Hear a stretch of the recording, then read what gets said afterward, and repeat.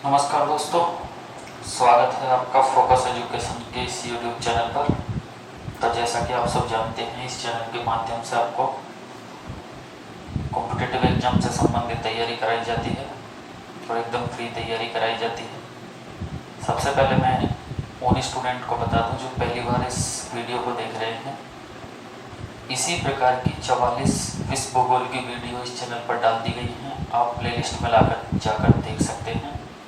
तो हम उसी क्रम को जारी रखते हुए आज हमारा विश्व भूगोल की श्रृंखला का जो टॉपिक रहेगा उसका नाम है यूरोप।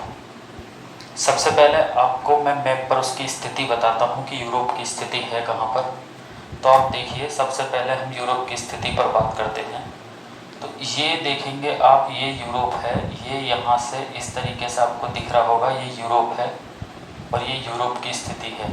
यहाँ से आप देखेंगे ये सब यूरोप है और ये जो इतना हिस्सा आप देख रहे होंगे जो दूसरे कलर से रंगा हुआ है, ये सब रूस का यूरोपीय भाग है जिसको यूरेशिया कहा जाता है। ये सब यहाँ तक यूरोप है और यहाँ आने के बाद आप देखेंगे जॉर्जिया है, इसके बाद अर्मेनिया है और इसके बाद ये तुर्की है। तुर्की ऐसा कंट्री है जो दोनों तरफ फैला हुआ है। एशिया में भी आता है, एशिया में भी फैला हुआ है और यूरोप में भी है। वैसे इसकी पॉलिटिकल तौर पर गिनती यूरोप में होती है, ये भी बात आप याद रखेंगे। तो ये सब आप देख सकते हैं, ये यूरोप है। तो आज की इस वीडियो में हम यूरोप से, वीडियो क्लास में हम यूरोप से चर्चा करने वाले हैं। और लगभग अगर आप इस वीडियो को पूरा देख लेते हैं, इस क्लास को एक बार पूरा देख लेते हैं, तो जहाँ तक मैं कह सकता हूँ यूरोप से आने वाले जो आपके क्वेश्चन हैं वो बेहतर वे में सही होंगे, चाहे आप सिविल सर्विस का ही एग्जाम क्यों ना दे रहे हों। तो यूरोप की अगर हम बात करें तो ये हमने स्थिति इसकी देखी। इसके अंतर्गत मैं कुछ नाम आपको बताऊंगा, उनका थोड़ा सा ध्यान रखेंगे, कौन कौन से कंट्री यूरोप के अंतर्गत आते हैं। यहाँ देखेंगे आप स्पेन, यहाँ आप देख लेंगे पुर्तगाल, यहाँ देखेंगे आप फ्रांस है, यहाँ जर्मनी है, यहाँ नीदरलैंड है, यहाँ आप देखेंगे इंग्लैंड है, यूके है, यहाँ देखेंगे जर्मनी है, ऊपर डेनमार्क है, पोलैंड, बेलारूस, यूक्रेन, इधर देखेंगे रोमानिया है, इधर हंगरी है, ऑस्ट्रिया है, आप यहाँ देखेंगे इटली है, यहाँ स्विट्ज़रलैंड है और यहाँ देखेंगे आप ग्रीस है और यहाँ देखेंगे बेलारूस है। यहाँ रूस का यूरोपीय भाग है जिसको हम यूरेशिया कहा जाता है। और ये भी स्टूडेंट आप याद रखेंगे, जो रूस की राजधानी मॉस्को है वो खुद यूरेशिया भाग में स्थित है, ये भी बातें आप याद रखेंगे। इसके बाद ऊपर देखेंगे आप फिनलैंड, यहाँ पर फिनलैंड दिखाई देगा, यहाँ स्वीडन, यहाँ नॉर्वे, ये सब आपका यूरोप है।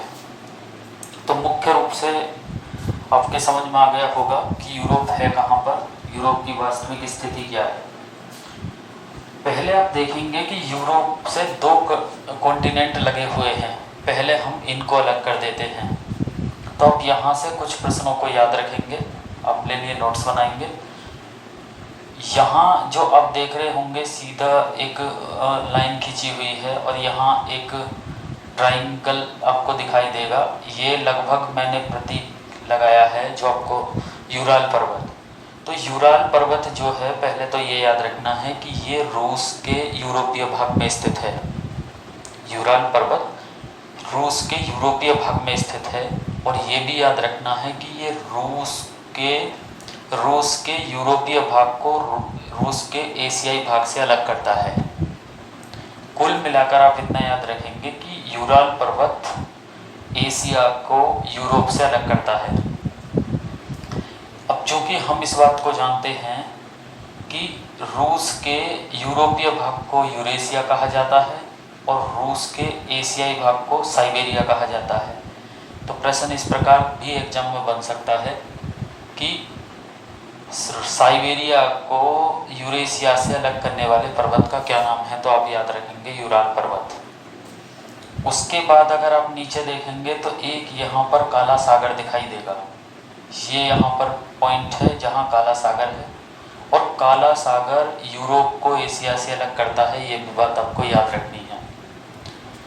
और यहाँ काला सागर से और यहाँ एक एक छोटा सा सागर दिखाई देगा जस्ट ग्रीस के बराबर में, ध्यान रखना है, ग्रीस के बराबर में एक छोटा सा सागर है जिसका नाम है मरमरा सागर। तो काला सागर को मरमरा सागर से जोड़ने वाली जो संधि है उसे कहते हैं बॉस्फोरस की संधि। कई बार प्रश्न एग्जाम में पूछा जाएगा सीधा कि एशिया को यूरोप से कौन सी संधि अलग करती है, तो आप याद रखेंगे बॉस्फोरस की जल संधि, जो कि काला सागर को मरमरा सागर से जोड़ती है। उसके बाद यहाँ आपको दिखाई देगा एक कैस्पियन सागर। ये जो कैस्पियन सागर है इसकी हमने विस्तृत चर्चा एशिया कॉन्टिनेंट क्लास में की है, उसे आप जाकर देख सकते हैं। तो ये जो कैस्पियन सागर है इसका भी काम क्या है, ये भी यूरोप को एशिया से अलग करता है, या कह सकते हैं ये जो रूस के जो ये देश हैं यूरोप के, जॉर्जिया है, आर्मेनिया है, और आपका ये जो है क्या नाम है एशिया का अजरबैजान है, इन आपस में इनको अलग कर देता है। तो ये कुछ चीज़ें हैं जो हमें याद रखनी है। उसके बाद आप देख रहे होंगे यहाँ एक भूमध्य सागर दिखाई देगा जो कि यूरोप के दक्षिण में है। पहले इसकी स्थिति भी याद रखनी है कि यूरोप के दक्षिण में कौन सा महासागर है, भूमध्य सागर। ध्यान रखना है भूमध्य सागर जो है यूरोप को अफ्रीका महाद्वीप से अलग करता है। अब आपको ये भी याद रखना है ये जो भूमध्य सागर है, भूमध्य सागर को अटलांटिक महासागर या कह सकते हैं इसे अंध महासागर, भूमध्य सागर को अटलांटिक महासागर से जो ये जोड़ने वाली संधि है इसको कहते हैं जिब्राल्टर जल संधि। और ये जो जिब्राल्टर जल संधि है ये किसको अलग कर रही है, आप देखेंगे मैप में तो ये अफ्रीका महाद्वीप को यूरोप से अलग कर रही है। तो हमने इस प्रकार से यूरोप को अफ्रीका से भी अलग कर दिया। साथ के साथ मैं इसकी बात भी कर लेता हूँ, यहाँ आपको दिखाई देगा लाल सागर, और लाल सागर से ये जो संधि है जो हिंद महासागर को जोड़ती है, लाल सागर से ये जो संधि है लाल सागर से और भूमध्य सागर को जोड़ने वाली ये जो संधि है इसको कहते हैं सुएज जल संधि। और ये किसको किससे अलग कर रही है, तो आप देखेंगे ये अफ्रीका को एशिया से अलग कर रही है। तो अभी हमने यूरोप की स्थिति को बिल्कुल अलग किया। उसके बाद यूरोप के कुछ महत्वपूर्ण पॉइंटों पर चर्चा करते हैं, जैसे कि यूरोप जो है क्षेत्रफल की दृष्टि से दुनिया के सभी महाद्वीपों में छठा सबसे बड़ा महाद्वीप है, ये भी बात आप याद रखेंगे। यूरोप क्षेत्रफल की दृष्टि से जितने भी महाद्वीप हैं, सातों महाद्वीपों में छठा सबसे बड़ा महाद्वीप है, ये भी बात आप याद रखेंगे। उसके बाद अगर हम बात करें कि यूरोप में क्षेत्रफल की दृष्टि से टॉप 3 बड़े देश कौन से हैं, तो दोस्तों एक बात मैं बता देता हूँ, ये जो रूस है ये रूस एशिया में भी आता है, रूस का भाग एशिया में भी है और रूस का यूरोप के अंतर्गत भी आता है। तो मैं इस बात को पहले भी बता चुका हूँ, रूस के एशियाई भाग को साइबेरिया और रूस के यूरोपीय भाग को यूरेशिया कहा जाता है। लेकिन इस बात को याद रखेंगे ये पॉलिटिकल तौर पर रूस यूरोप के साथ जुड़ा हुआ है, ये भी बात याद रखेंगे। ये जो रूस है, रूस ऐसा देश है जो क्षेत्रफल की दृष्टि से यूरोप का सबसे बड़ा देश है। आप देखेंगे ये जो आपको रूस का जो यूरेशिया भाग है दिखाई देगा, ये अन्य जितने भी ये कंट्री हैं इनसे बड़ा दिखाई देगा। तो ध्यान रखना है यूरोप का क्षेत्रफल की दृष्टि से अगर कोई सबसे बड़ा देश है तो वो है रूस, जिसकी राजधानी है मॉस्को, आपको याद रखना है। क्षेत्रफल की दृष्टि से रूस का दूसरा सबसे बड़ा देश है जो आप याद रखेंगे, ये आपको यहाँ दिखाई देगा पॉइंट पर, यूक्रेन, जो कई बार एग्जाम में पूछा जा सकता है, यूक्रेन। तो यूक्रेन क्षेत्रफल की दृष्टि से यूरोप का दूसरा सबसे बड़ा देश है, याद रखना है। उसके बाद हम तीसरे देश की बात करें तो क्षेत्रफल की दृष्टि से तीसरा सबसे बड़ा देश है यूरोप का फ्रांस, जिसकी राजधानी है पेरिस। ये भी बात आपको याद रखनी है। तो ये कुछ ऐसे प्रश्न हैं जो एग्ज़ाम में आपसे पूछे जा सकते हैं, तो इसे भी ज़रा याद रखेंगे, कई बार प्रश्न एग्ज़ाम में पूछे जा सकते हैं। वहीं पर आप यहाँ देखेंगे, यहाँ एक भूमध्य सागर दिखाई देगा, जैसा अभी मैंने बात की है। इस भूमध्य सागर से कई बार प्रश्न एग्जाम में सीधे पूछे जाते हैं, तो इस भूमध्य सागर को आपको जो है बिल्कुल क्लियर करना चाहिए, क्या इसमें है, क्या क्या मुख्य बिंदु इसके हो सकते हैं, तो उन्हें हम देखेंगे। तो सबसे पहले तो आप ये याद रखें कि ये जो भूमध्य सागर है आप दिखाई देगा, ये यूरोप के दक्षिण में है, ये क्लियर याद रखना है।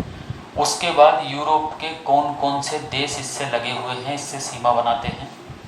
चूँकि दोस्तों जब ये प्रश्न एग्जाम में पूछा जाएगा कि यूरोप का कौन सा देश भूमध्य सागर से लगा हुआ नहीं है, तो उस स्थिति में हमें ये कॉन्सेप्ट क्लियर होना चाहिए। तो मैं एक जनरल वे में आपको बताऊंगा कौन कौन से देश लगे हुए हैं, ज़रा याद रखें।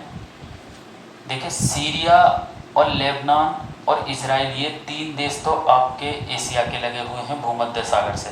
फिर से एक बार सुन लें, सीरिया, लेबनान और इजराइल, ये 3 देश तो एशिया के लगे हुए हैं भूमध्य सागर से। उसके बाद अगर हम बात करें, तुर्की लगा हुआ है भूमध्य सागर से, ग्रीस लगा हुआ है, यहाँ अल्बानिया है वो लगा हुआ है, ध्यान रखना है। उसके बाद क्रोएशिया लगा हुआ है, ठीक है। उसके बाद इटली लगा हुआ है, इटली, यहाँ आप देखेंगे इटली की स्थिति है। उसके बाद यहाँ फ्रांस लगा हुआ है और उसके बाद यहाँ स्पेन लगा हुआ है। तो इस स्थिति को भी आप याद रखेंगे, चूँकि कई बार प्रश्न एग्जाम में ये पूछा जाएगा कि यूरोप का कौन सा देश भूमध्य सागर के साथ सीमा नहीं बनाता, तो उस स्थिति में हमें मोस्टली ये चीज़ याद होनी चाहिए। कई बार ऐसे प्रश्न पूछे जा सकते हैं। वहीं आपको बता दूं कि ये जो भूमध्य सागर है, इसमें मोस्टली कुछ छोटे छोटे सागर भी हैं जो कई बार एग्जाम में पूछे जा सकते हैं। ज़रा उन पर एक बार ध्यान देंगे। तो मैं उन थोड़ा सागरों की बात करता हूँ, उसके बारे में ज़रा सा आप ध्यान देंगे। एक एग्जाम में पूछा जाएगा आपको, एड्रियाटिक सागर कहाँ पर स्थित है, एड्रियाटिक सागर कहाँ पर स्थित है। तो देखिए, कुछ मैप पर दिया गया है स्पष्ट, कुछ पर नहीं दिया गया, फिर भी मैं आपको पॉइंट वाइज बताता हूँ कौन सा कहाँ पर है। तो एड्रियाटिक सागर इटली के जस्ट ऊपर क्रोएशिया जहाँ पर है, ये आपको पॉइंट जो दिखाई देगा, यहाँ पर ये जो बीच की स्थिति है ये एड्रियाटिक सागर है। प्रश्न एग्जाम में इस प्रकार पूछा जा सकता है कि एड्रियाटिक सागर किस महाद्वीप के अंतर्गत आता है। तो एड्रियाटिक सागर यूरोप महाद्वीप के अंतर्गत आता है और इसकी वास्तविक स्थिति जो है वो यहाँ पर है, ध्यान रखेंगे, क्रोएशिया के बराबर में। ये आप मैप पर जाकर देख सकते हैं।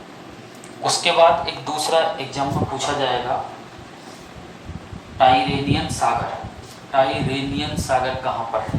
तो टाइरेनियन सागर भी आपका यूरोप में है और आपको ये जो स्थिति दिखाई देगी, या कह सकते हैं इटली का नीचे का भाग, यहाँ आप पॉइंट देख रहे होंगे, ये है टाइरेनियन सागर। तो टाइरेनियन सागर कहाँ पर स्थित है, यूरोप में है। और कहाँ इसकी स्थिति है, तो आप देखेंगे यहाँ रोम के जस्ट नीचे आपको दिखाई देगा टाइरेनियन सागर। उसके बाद एक क्वेश्चन एग्जाम में पूछा जाएगा, इयोनियन सागर, इयोनियन सागर कहाँ पर स्थित है। तो आप याद रखेंगे, इयोनियन सागर भी यूरोप के अंतर्गत स्थित है, यूरोप में स्थित है और भूमध्य सागर में ही स्थित है ये। और ये आपको यहाँ स्थिति इसकी दिखाई देगी, जो याद रखना है, इयोनियन सागर। इयोनियन सागर की जो स्थिति है वो इटली और ग्रीस के बीच में है, जैसा कि आप जब अपने मैप पर देख रहे होंगे। तो इयोनियन सागर की जो स्थिति है वो इटली और ग्रीस के बीच में है। तो कुल मिलाकर जो ये 3 आपको मैंने सागर बताए हैं, प्रश्न सीधे एग्जाम में पूछे जा सकते हैं कि एड्रियाटिक सागर कहाँ पर स्थित है, यूरोप में। टाइरेनियन सागर कहाँ पर स्थित है, यूरोप में। और इयोनियन सागर कहाँ पर स्थित है, यूरोप में। तीनों की स्थिति आप जान गए होंगे। एड्रियाटिक सागर, ये आपका है टाइरेनियन सागर और ये है आपका तीसरा वाला इयोनियन सागर। तो ये स्थिति है और भूमध्य सागर के ही अंतर्गत है ये, ठीक है। तो कई बार प्रश्न एग्जाम में पूछे जा सकते हैं, इसे भी ज़रा याद रखेंगे।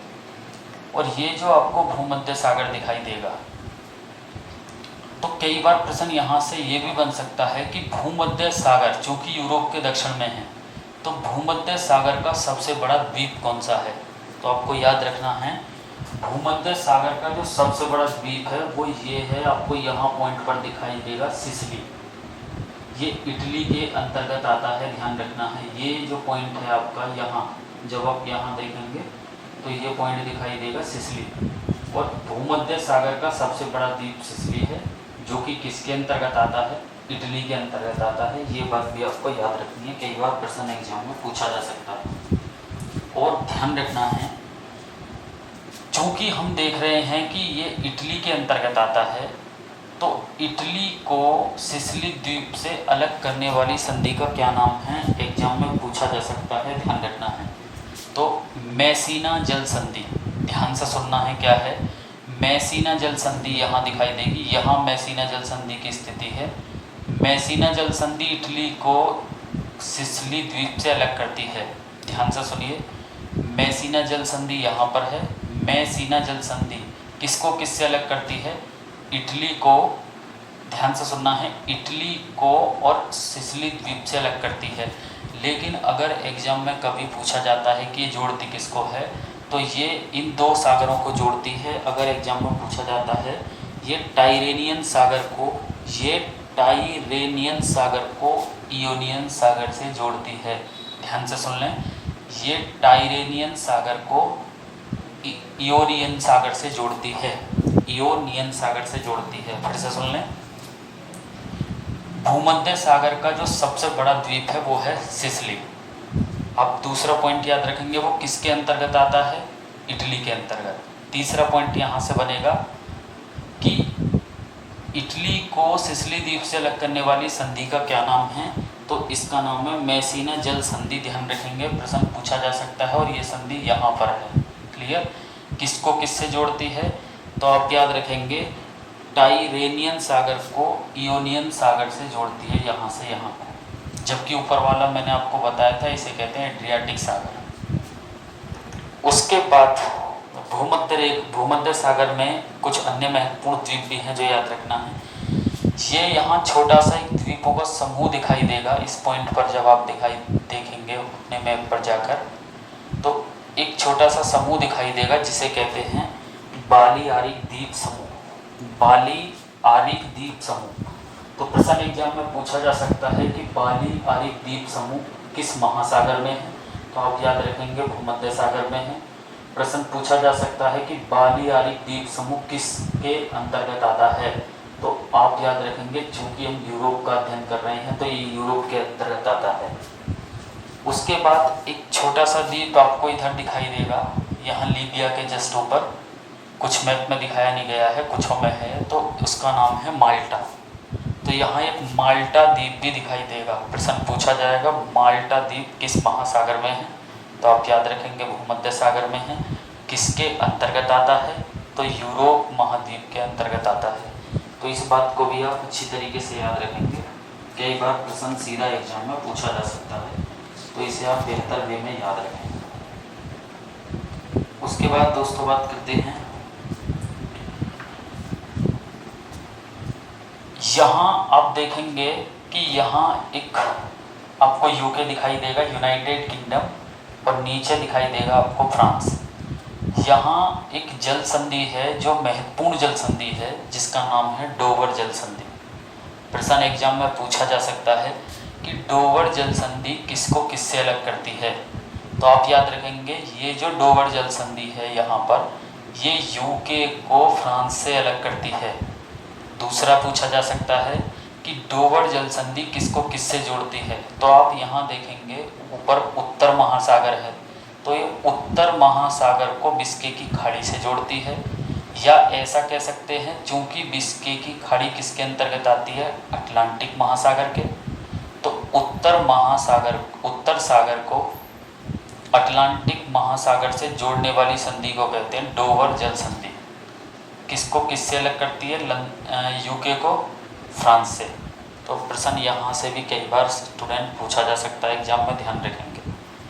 उसके बाद आप देखेंगे यूरोप के लगभग ये मान के चलिए उत्तर में एक वो है सागर जिसका नाम है नॉर्वेजियन सागर, और जस्ट एक और उत्तर में हम साइड में बात करें तो बेरेंट्स सागर है, जो याद रखना कई बार पूछा जा सकता है। और महासागर की अगर बात आएगी तो आपको याद रखना आर्कटिक महासागर है उत्तर में, यूरोप के उत्तर में आर्कटिक महासागर है। उसके बाद बात करें यूरोप की जो सबसे बड़ी नदी है उसे कहते हैं वोल्गा। याद रखेंगे, यूरोप की जो सबसे लंबी नदी है, प्रश्न पूछा जाएगा, उसका नाम है वोल्गा। तो आप याद रखेंगे वो कहाँ से निकलती है, तो वाल्दे पहाड़ी से निकलती है। याद रखना है, यूरोप की सबसे लंबी नदी वोल्गा है जो कि वाल्दे पहाड़ी से निकलती है और यूरोप के काफ़ी देशों में बहती हुई और यहाँ आपके कैस्पियन सागर में गिरती है। ध्यान रखना है, वोल्गा नदी इस तरीके से बहती हुई काफ़ी देशों में बहती हुई, लास्ट में यूरेशिया भाग में यहाँ होती हुई इस तरीके से यहाँ वोल्गा नदी और यहाँ कैस्पियन सागर में गिरती है। तो यहाँ से सीधा क्वेश्चन कई बार एग्जाम में पूछा जा सकता है कि जो यूरोप की सबसे लंबी नदी कौन सी है, तो वोल्गा है। ध्यान रखेंगे, कहाँ से निकलती है, तो याद रखेंगे वाल्दे पहाड़ी से निकलती है। और कहाँ ये अपना जल गिराती है, तो आप याद रखेंगे ये कैस्पियन सागर में अपना जल गिराती है। तो इस बात को भी लगभग आपको याद रखना है, कई बार प्रश्न एग्जाम में पूछा जा सकता है। वहीं याद रखना है कि अगर किसी वजह से पूछ लिया जाता है कि यूरोप की दूसरी सबसे लंबी नदी कौन सी है, तो वोल्गा के बाद, याद रखेंगे दोस्तों, वोल्गा के बाद यूरोप की दूसरी सबसे लंबी नदी डैन्यूब है जो कि यूरोप के लगभग 10 देशों से होकर गुजरती है। ध्यान रखना है, और ये अपना पानी काला सागर में गिराती है। ये अपना पानी यहाँ यूक्रेन के रास्ते काला सागर में गिराती है। इस बात को भी आपको याद रखना है, कई बार प्रश्न एग्जाम में पूछा जा सकता है। उसके बाद अगर हम बात करें तो अब 2 नदियाँ आपको मोस्टली याद रखनी है, क्योंकि पहली यूरोप की सबसे बड़ी नदी वोल्गा जो वाल्दे पहाड़ी से निकलती है, पानी अपना कैस्पियन सागर में गिराती है। यूरोप की दूसरी सबसे लंबी नदी है डैन्यूब, कहाँ से निकलती है, ये आपके जर्मनी के ब्लैक फॉरेस्ट से निकलती है, जिन्हें काले वन भी कहा जाता है। कई बार तो प्रश्न इस प्रकार एग्जाम में पूछा जाता है कि ब्लैक फॉरेस्ट कहाँ है, तो जर्मनी, तो ये उधर से निकलती है ब्लैक फॉरेस्ट जर्मनी पहाड़ों से, और वहाँ से निकलती हुई यूरोप के लगभग 10 देशों में बहती हुई ये अपना पानी यूक्रेन के रास्ते काला सागर में गिराती है। तो इस बात को भी आप याद रखेंगे, कई बार प्रश्न एग्जाम में पूछा जा सकता है। वहीं दोस्तों अगर हम घास के मैदानों की बात करें तो दोस्तों एक बात याद रखना है, जैसा कि आप देख भी रहे होंगे कि मैंने पहले कॉन्सेप्ट बता रखा है कि 0 डिग्री जो कि पृथ्वी को 2 बराबर भागों में बांटती है। ऊपर वाला हिस्सा नॉर्थर्न हेमिस्फीयर, नीचे वाला हिस्सा साउथर्न हेमिस्फीयर। 0 डिग्री से लेकर और 30 डिग्री उत्तरी अक्षांश के बीच में अगर कोई वनस्पति पाई जाती है तो उसे उष्णकटिबंधीय वनस्पति कहा जाता है। और ये बात आप जानते होंगे कि 30 डिग्री से 45 डिग्री के बीच में, या 30 डिग्री से लेकर 45 डिग्री नॉर्थ लैटिट्यूड के बीच में जो वनस्पति पाई जाती है उन्हें समशीतोष्ण वनस्पति कहा जाता है। और ये बात आप जानते होंगे कि 45 डिग्री नॉर्थ लैटिट्यूड से लेकर 66.5 डिग्री नॉर्थ लैटिट्यूड के बीच में जो वनस्पति पाई जाती है उसे शीतोष्ण कटिबंधीय वनस्पति कहा जाता है। अब ये बात आपको जानकारी हो जानी चाहिए, चूँकि मैं यूरोप का अध्ययन करा रहा हूँ। लगभग ये मान के चलिए कि यूरोप की जो स्थिति है वो लगभग 38 से लेकर, मान लीजिए 38 डिग्री नॉर्थ लैटिट्यूड से लेकर, और यूरोप लगभग 66.5 से भी ऊपर तक है। इसका मतलब ये कह सकते हैं हम कि यूरोप का जो ये नीचे वाला हिस्सा है ये आपका समशीतोष्ण कटिबंधीय के अंतर्गत आता है, जबकि ये 45 डिग्री से लेकर और ऊपर का जो हिस्सा है ये शीतोष्ण कटिबंधीय अक्षांशों के अंतर्गत आता है। तो आपसे एग्जाम में पूछा जाएगा कि पुस्ताज घास के मैदान कहाँ पाए जाते हैं। तो देखो यहाँ आप देख रहे होंगे एक देश दिखाई देगा हंगरी, और यहाँ दिखाई देगा आपका रोमानिया, यहाँ दिखाई देगा आपका ऑस्ट्रिया। तो ये पुस्ताज घास के मैदान इस हिस्से में देखने को मिलते हैं। अब चूँकि हम इस बात को जानते हैं कि ये हिस्सा 45 डिग्री से ऊपर आता है, तो ये जो पुस्ताज घास के मैदान हैं ये किस प्रकार के घास के मैदान हैं, तो आपके दिमाग में एक बात आ जानी चाहिए कि ये जो पुस्ताज घास के मैदान हैं ये आपके शीतोष्ण घास के मैदान के अंतर्गत आते हैं। ठीक है। उसके बाद एक प्रश्न एग्जाम में पूछा जाएगा, स्टेपी घास के मैदान कहाँ पाए जाते हैं। तो दोस्तों स्टेपी घास के मैदान आपके यहाँ देखने को मिलते हैं, जो ये रूस का जो नीचे का इलाका है, हालांकि ये रूस का यूरोपीय भाग है जिसको यूरेशिया कहा जाता है, तो ये यहाँ देखने को मिलते हैं स्टेपी घास के मैदान यूरेशिया में। अब जो कि हम इस बात को अच्छी तरीके से जानते हैं कि ये इस हिस्से में देखने को मिलते हैं और कुछ इसका हिस्सा मध्य एशिया में भी देखने को मिलता है। यहाँ ये आप देख रहे होंगे मिडिल एशिया का इलाका है, और ये जो स्थिति है अक्षांशों की ये 30 से लेकर 45 नॉर्थ लैटिट्यूड के बीच की है, और हम इस बात को अच्छी तरीके से जानते हैं कि ये समशीतोष्ण वनस्पति के अंतर्गत आते हैं। इसका मतलब यहाँ से दो प्रकार के क्वेश्चन बनते हैं कि स्टेपी घास के मैदान कहाँ पाए जाते हैं, तो स्टेपी घास के मैदान यूरेशिया क्षेत्र में पाए जाते हैं, या कह सकते हैं रूस के एशियाई यूरोपीय भाग में पाए जाते हैं। और ध्यान रखो दोस्तों, अगर किसी वजह से प्रश्न ये ही एग्जाम में पूछ लिया जाता है कि स्टेपी घास के मैदान कहाँ पाए जाते हैं और यूरोप किसी वजह से नहीं दिया गया है, तो चूँकि मैंने बता दिया है ये मध्य एशिया में भी देखने को मिलते हैं, और मध्य एशिया में आ जाते हैं आपके उज्बेकिस्तान है, ये तुर्कमेनिस्तान है, इराक, ईरान, अफ़गानिस्तान, ये सब मध्य एशिया के अंतर्गत आ जाते हैं, तो ये यहाँ भी देखने को मिलते हैं। इस बात को भी थोड़ा सा याद रखना है।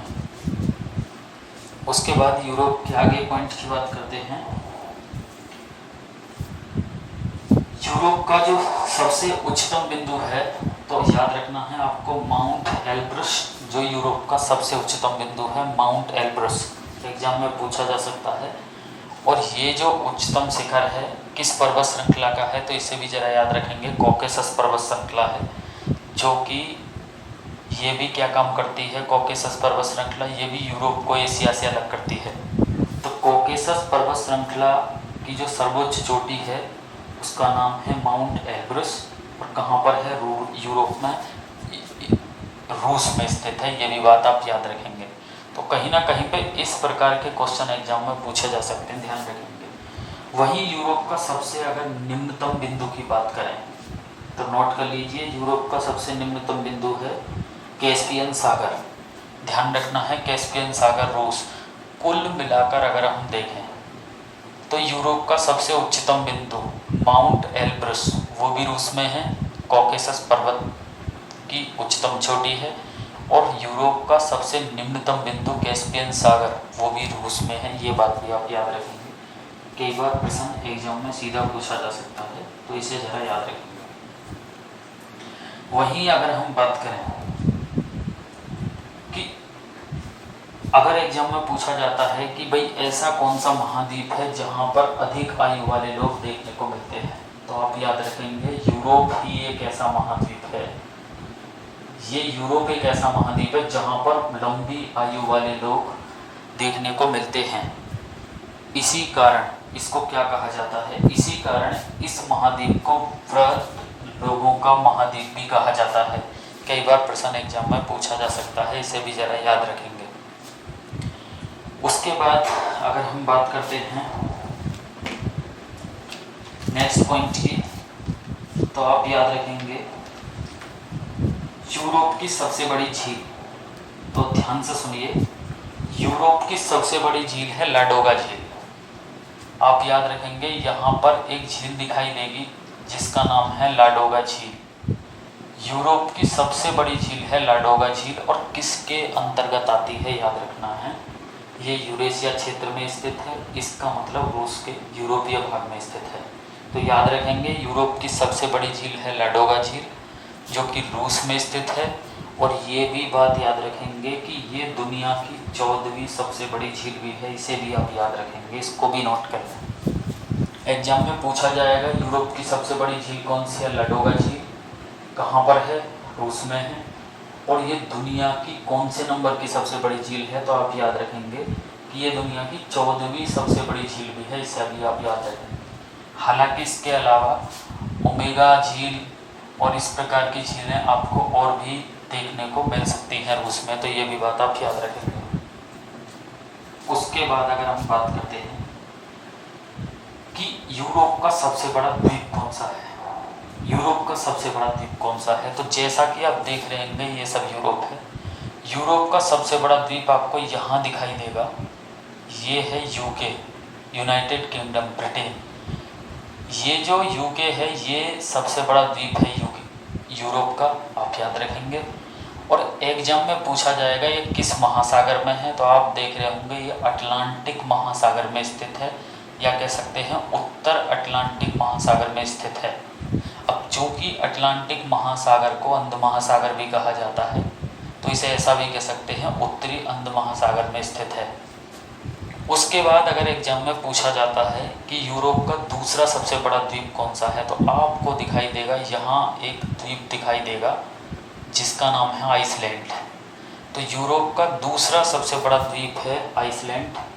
और ये जो दूसरा सबसे बड़ा द्वीप है पूछा जाएगा किस महासागर में है, तो आप याद रखेंगे ये भी अटलांटिक महासागर में है।